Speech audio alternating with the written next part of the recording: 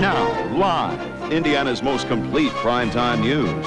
Fox 59 Nightcast. At this hour, Operation Restore Hope moves to a new and potentially more dangerous setting. Good evening, everyone. I'm Bob Donaldson. And I'm Caroline Thaw. Thanks for joining us. Right now, it is early Wednesday morning in the Somali town of Baidoa. We'll take you there live in a moment. But first, within the last hour, a convoy of Marines and French troops was approaching the famine-ravaged town northwest of Mogadishu. Pentagon spokesmen expect no resistance when the troops arrive. There could well be isolated, sporadic incidents of the same kind that we saw in Mogadishu, but generally we do not anticipate any major security problem, although clearly we are prepared for that if that eventuality occurs. A top diplomat also advised reporters to be very, very careful about being on the streets of Baidoa when the troops show up. Now that said, let's go ahead and go live to Baidoa with Fox News' Dave Bryant, who is standing by Tonight, the big push has begun in Somalia. Good evening. We are live in Baidoa, awaiting the arrival of U.S. forces. They are expected here momentarily. We are standing along the main highway that leads into the town of Baidoa, a town which has been troubled in recent weeks by roving bands of gunmen. The push actually began about an hour ago. Helicopter gunships began circling over the city of Baidoa in advance of U.S. forces. They are convoying here from Mogadishu and are expected, as we said, any moment now to arrive here in Baidoa. There are many reporters gathered here from the United States and around the world awaiting that arrival. The gunships and reconnaissance flights have been continuing over Baidoa for the past several hours. Of course, this movement into the interior of Somalia has been eagerly anticipated during the entire week that U.S. forces have been here. It was exactly a week ago they landed in Mogadishu. A convoy of U.S. and coalition forces left Mogadishu on Tuesday afternoon, headed toward Baidoa. Overnight, that convoy stayed at Beladogle, an abandoned Soviet air base, which is about halfway between Mogadishu and Baidoa. And that convoy left the Beladogle air base sometime very early this morning in the pre-dawn darkness. Reports are that it is very close now to Baidoa. As we said, the first line of helicopter gunships in support of that convoy has already been circling over this city. And you can see the reporters behind me. Everyone here is waiting, expecting the arrival literally any moment now of these U.S. forces. Certainly a significant moment, because the mission here for the U.S. and coalition forces is to secure not only Baidoa, but the entire interior of Somalia so that food and relief supplies can be delivered. That's the latest. Reporting live from Baidoa, I'm Dave Bryant, Fox News. Some really amazing pictures there. That was Fox News correspondent Dave Bryant reporting live from Baidoa. And of course, we'll have more on the troops' arrival tomorrow on Nightcast. Another soldier from Fort Benjamin Harrison is heading for Somalia. Nightcast Mike Sacksteder tells us why on this Army captain's mission, stress and even depression could be very real enemies. It's hard enough for most of us to see pictures of the human devastation in Somalia. Imagine seeing it firsthand. Dealing with seeing people who are starving, little children dying. I think we've seen the pictures on TV, the emaciated children. Thinking those could be my own kids, that could be my own family there. Captain Joe Oderholik's job will be to help soldiers deal with the anxiety, the depression they're likely to feel. In addition, there could be frustration and helplessness. Doctors say half the severely malnourished children in Somalia probably won't make it, even if they receive immediate attention. It affected me very deeply every time a patient who I'd worked with died, because I felt like I was a failure. I felt like I wasn't doing it right. Pediatrician David Van Rieken works now at the IU School of Medicine, but for 9 years he treated sick and malnourished children in Western Africa.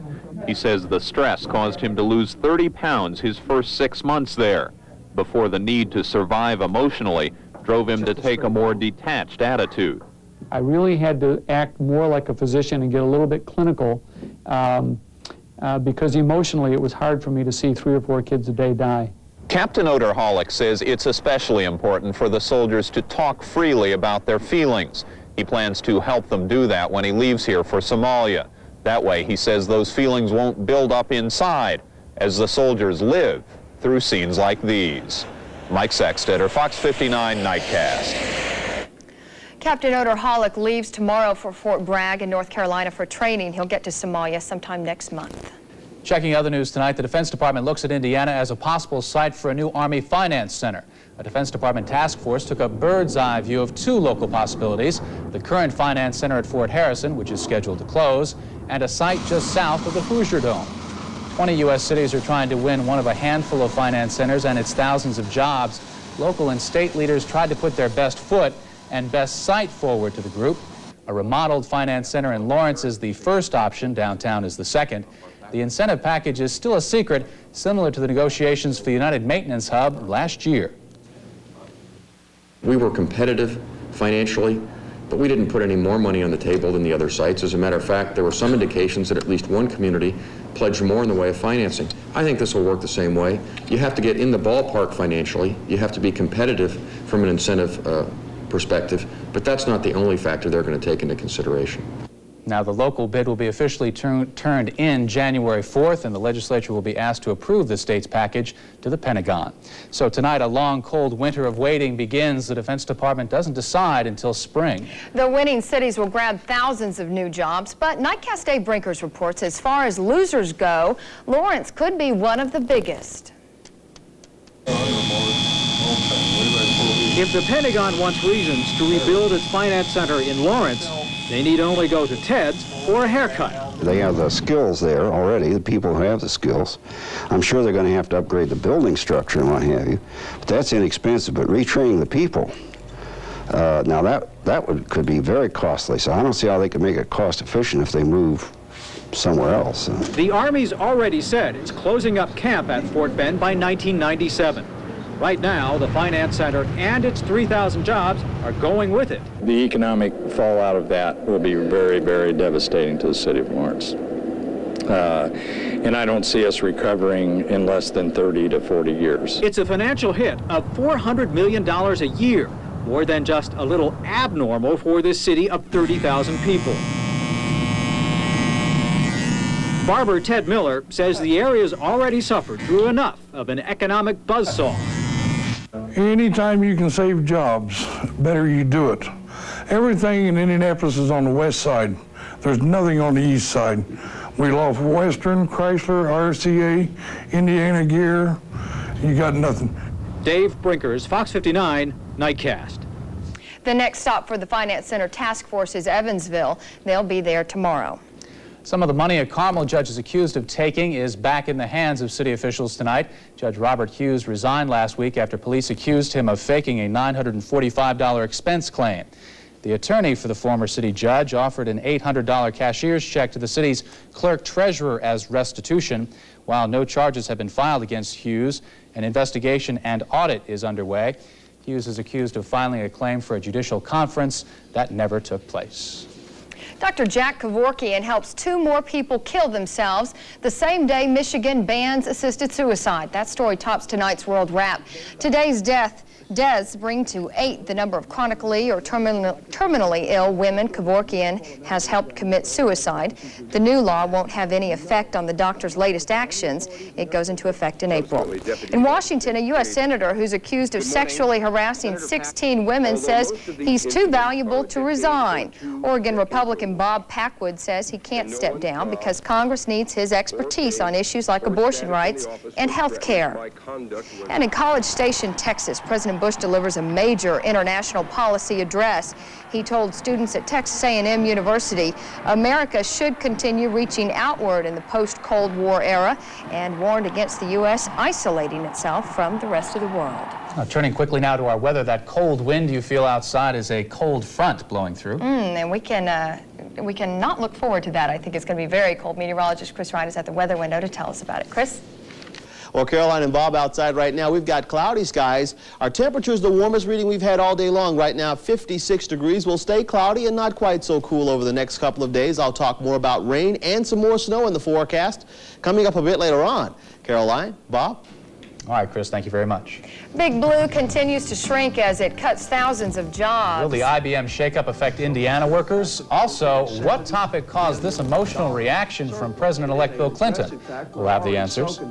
And what was it about this letter to Santa that has people scrambling to find its writer? Those stories just ahead on Nightcast. You're watching Fox 59 Nightcast with Bob Donaldson, Caroline Thaw, sports with Brian Hammonds, and meteorologist Chris Wright.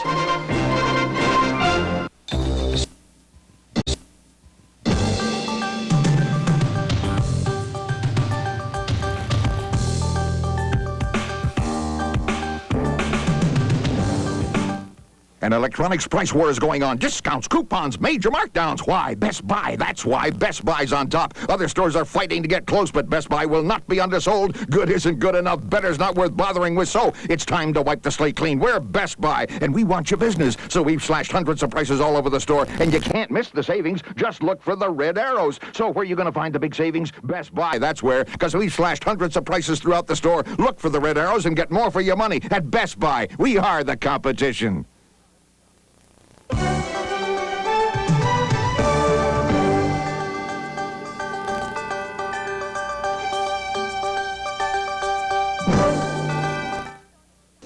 It's starting to sound familiar. A major corporation, a major shakeup. Last night it was General Motors. Tonight it's IBM. The company is axing 25,000 jobs worldwide.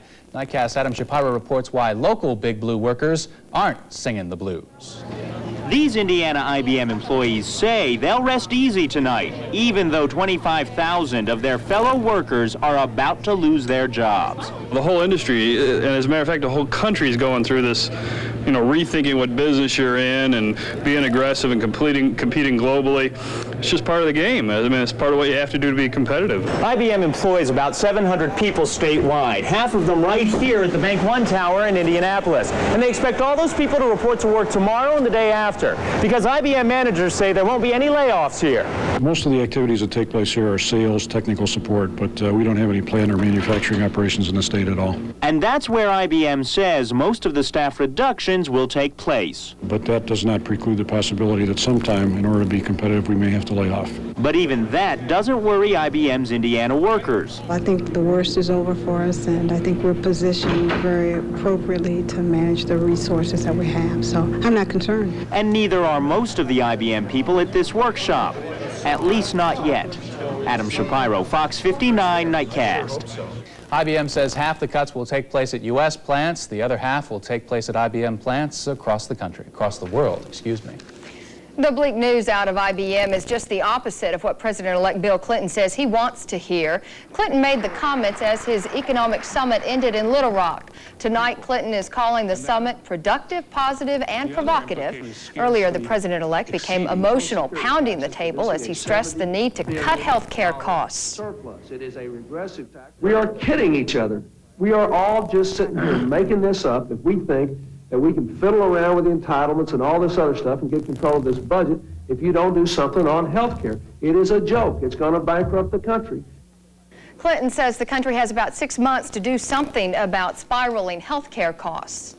A desperate letter to Santa has police in a little town outside of Seattle, Washington, searching tonight for the child who wrote it. The child asked Santa to bring a job for his father and food for his mother. He also asked Santa to take him to heaven so his parents wouldn't have to buy him anything. Port Angeles police say they want to find the child, identified only as Thad, but it's not easy. A lot of them don't have a return address. Sometimes the child will just write a first name, Kim, Andy, Joe, Susie. I think there's a faith and a belief that Santa Claus can find them. Police say a trust fund has been set up for Thad and his family. If the family is not located, police say the money will be given to the local United Way to help other needy families. Up next, meteorologist Chris Wright brings you his pinpoint forecast. And in Nightcast Sports, the Pacers are back home tonight. What's different about Indy's NBA team? Brian Hammonds has the answer when we come back. The best of tomorrow's technology is at H.H. Gregg today. In the beginning, Sony's Trinitron Picture Tube. Television that continues to be on the cutting edge. Mitsubishi 35-inch direct view. And now there's ProScan. First among equals. With ProScan's new 80 series TVs combining great sound with great pictures. ProScan, the best sound, the best menu graphics. The three biggest names in high-performance television at H.H. Gregg, Sony, Mitsubishi, the best of the and best. Now ProScan. See the best of tomorrow's technology today. H.H. Gregg. 1967 was the beginning in Indianapolis. Tom Wood Pontiac GMC arrived. 1973, Tom Wood began selling Mazdas. 79, Tom added Toyota to his line of cars. Jaguar, Volvo, Range Rover, and quality leasing were included. Nissan and Subaru came along. Isuzu, Suzuki, and Hyundai. Lexus, Honda, and Ford joined the Tom Wood line. Well, I guess you could say Tom Wood put all his eggs in one basket. There's a venture kind of feeling that makes you want to smile. Christmas adventure, saving with style. Holiday wishes from Venture. Buy a Hanes Her Way Stay Dry hood wrap for just $8.99. Get Stay Dry gloves free. Venture always has the right gifts at the right prices, and that's saving with style. Brought to you in part by the Michigan Travel Bureau. Call 1-800-5432-YES. How to have a great Michigan winter mini vacation. Start packing. Fill up the tank. Plan your route. Turn on a few night lights. Reserve your airline tickets. Pick up the kids. And get the show on the road. To plan your Michigan mini vacation, call 1-800-5432-YES for a free Michigan winter travel guide. Get a jump on it. Chris Wright's forecast is approved by the American Meteorological Society. Well, I have to admit, I was out tonight, and I didn't feel much of the cold yet. Yeah. It really has been rather mucky this afternoon with the rain coming down. Yeah, it was cooler earlier this afternoon. During the afternoon, temperatures were in the mid-40s. Right now, we're at 56 degrees, and this is the warmest we've been all day long. Yeah. How often does that happen? Tell me about it. You might notice some gusty winds if you're going to be out and about tonight. You might hear the wind whistling past your windows right now. We've got winds from the south, very strong and very gusty. Before we get started with the weather, I want to say thank you to the 4th, 5th, and 6th graders over at School 11 today, and say congratulations to the winners in the hoop shooting contest over at School 11. Outside right now with a cloudy sky, we are at 56 degrees at the airport and 58 downtown. The real story, the winds from the south at 23, gusting up to 33 miles an hour. Humidity, 77%, and we've had 1/10 of an inch of rainfall today. For tonight's weather, we'll stay with cloudy skies, light rain down to 42, and for tomorrow with cloudy skies, we'll see the high temperature at 48 degrees. Those winds coming up from the southwest will bring some milder air our way for the next 24 hours. On our cloud radar composite, still cloudy with a few light sprinkles over Indiana. More organized rain has now moved on over into Ohio, and still more light rain over northern Illinois back through Iowa. That will wrap around through the area tonight, so we'll stay with the possibility of a few scattered sprinkles tonight and early tomorrow morning. They've had some heavy rainfall along the Mississippi River Valley today. From Iowa all the way down south to Louisiana, 1 to 3 inches of rainfall has been the rule of weather, almost 3 inches in St. Louis, and they're still getting rain in St. Louis even as we speak. A little low pressure now moving on through the area. Not a very strong storm system, but quite a rainmaker. It'll move on through the area for tomorrow, and we'll just stay with cloudy skies here in central Indiana. The next storm system moves our way tomorrow night, and for Thursday, we'll see rain mixing with snow over northern Indiana. Here in the central part of the state, it looks like rain is just likely for us before it changes over to snow tomorrow night, and then a few flurries around for our Friday. As far as our weekend weather, we're watching the storm system back out west. That will develop and move this way, bringing us the possibility of some snowfall by Sunday, possibly some accumulating snowfall Sunday night right on into Monday.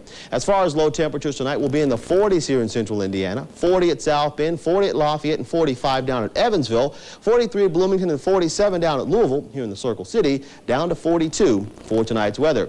In your pinpoint forecast for tomorrow, possibly a few sprinkles for the morning rush hour, 7 a.m. temperature at 42, up to 46 at the noon hour, and a 5 p.m. temperature at 42. Cloudy skies tomorrow, but the rain comes back on Thursday, rain changing over to snow by Friday, and then another storm system bringing rain mixed with snow for our Sunday weather. High temperatures throughout the forecast period in the 30s and 40s, with low temperatures right around the freezing mark. Gusty winds for tonight, and another gloriously cloudy day for tomorrow. Hey, we're used to it. At least those really, really cold temperatures we're thinking of are around the corner. Yeah, let's hope they'll be back soon. Yeah. Okay, thank you. Chris. Well, I would say that sports fans in the Circle City are really enjoying a very special time. The Colts are winning, and the Pacers are doing well. Haven't been able to say that for years, right? The Pacers are coming off a very successful road trip out west. hoping home sweet home is indeed sweet. They haven't really been playing well on their home floor, and that's where you really have to make hay when the sun shines, as the old cliche says. Hello, everyone. In case you haven't noticed, the Pacers are in second place in the Central Division. That's the spot right behind the Chicago Bulls. A lot has changed in the last 2 weeks.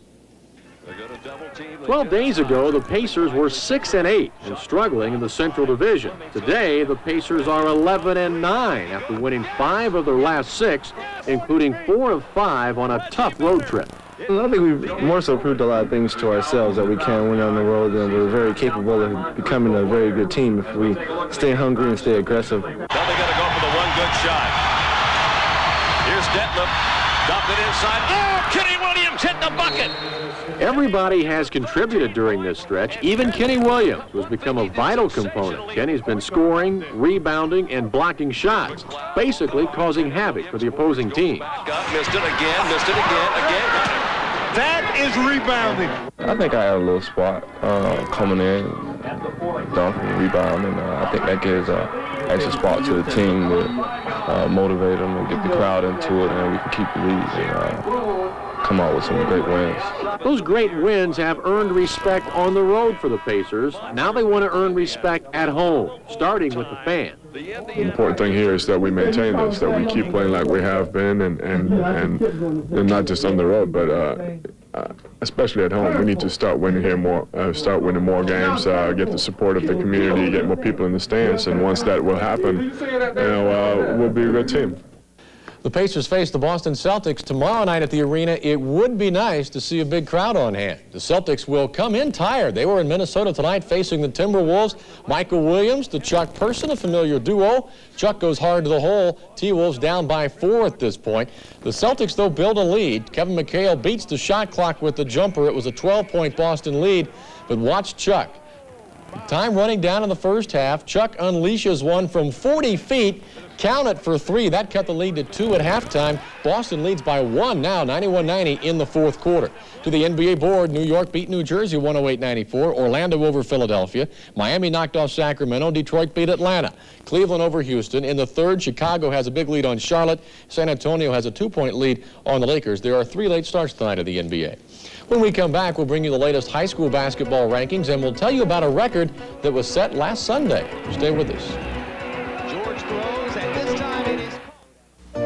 For children, the holidays should be filled with wonder, not with wondering what could happen to them next. The National Committee for Prevention of Child Abuse is working to make sure that every child everywhere grows up safe and happy.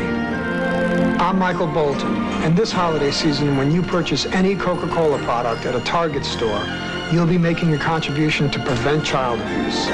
Let's make every season a time of love and tenderness. How good are the prices right now at Highland? The prices have gone down dramatically. Their lowest profit margin ever. You can't beat the prices any better. I came to Highland and I found the TV that I liked, and the salesman helped me pick it out, and I saved over $100. I saved at least $50 at Highland compared to some of the other stores that we shopped at. I saved $153. At Highland, we have to give you the best deals ever. We simply can't afford to have you go anywhere else. I got a lot better deal than I really expected. What do you want for Christmas? A new toaster. A new weed whacker. How about a new body? Give the gift of fitness. Join Bally's and get 2 people for the price of 1 or 50% off the Premier membership. Make your New Year's resolution now. Call 1-800-WORKOUT. The number 1 team remains the same in this week's AP high school basketball poll, but there have been some big jumps made. Jeffersonville's still number 1. Anderson is second. Ben Davis moves up 6 spots to third. Paoli and South Bend St. Joe round out the first 5. 6 through 10 looks like this. Marion, East Chicago, Richmond, White River Valley, and New Albany. Other area schools in the top 20. Franklin Central is 11th. Lawrence North is 14th. Kokomo 16th. And Anderson Highland is 17th. Well, with all the commotion surrounding the Colts quarterback situation, an impressive accomplishment was almost lost in the shuffle. On Sunday, this pass completion was the 44th straight game Jesse Hester has caught at least 1 pass, which sets a club record held previously by the great Lenny Moore, set back in 1960. Setting the record was sweeter considering who used to hold it. Watching the guy catch the ball, to make great moves after the ball, to run and catch after the ball was something spectacular, you know, and I guess to take over his ordeal that he had held here for some time now is a great accomplishment, you know, but one that I would love to have is the number of catches in 1 year would be a great one, but to do something that has not been done in such a time, you know, really it's a great accomplishment for myself. He wants to set the record for most in 1 year. That's 82, set by Joe Washington in '79. Jesse has 42, so he has to have a couple really good games to do that. You never know. Thank you, Brian. Thanks, Brian. Well, his artwork is a tribute to American space travel. Up next, we'll tell you what he enjoys most about his out-of-this-world subject when we get back. Just because the 80s are over doesn't mean you have to stop looking out for number one, especially when Chevrolet makes it so easy for you. For instance, for a limited time, Chevrolet has made it possible for dealers to get you a new Lumina equipped with the extras you're looking for, but without the extra cost. Now, who said the 90s were going to be dull? The sure thing is going on now. See your participating Chevrolet dealer. A great original often inspires imitation. Unfortunately, imitations often fall short of the original. So why settle for an imitation? Get any IBM computer this week at Best Buy and get 0% for 1 year. Like this 486SX with 170 meg hard drive, 4 megs memory, modem, dual floppy, super VGA monitor, and all the software for just $18.97. Don't settle for an imitation. Get 0% for 1 year on any IBM this week at Best Buy. Every business has its own language. Part represents the party of the second part. Under subpart B application. And at US Air, we understand them all. Another option would be to option the script that they didn't option. That's an option. Purely option. It's why we offer business travelers more flights than any other airline. 8 meg of RAM and a 1.2 gigabyte internal hard drive. Everything we do. How about these megabytes? US Air begins with you. There's a venture kind of feeling that makes you want to smile, full of holiday wishes, here for every child. It's a time for hope, a time for joy, knowing all the while. Christmas adventure, saving with style.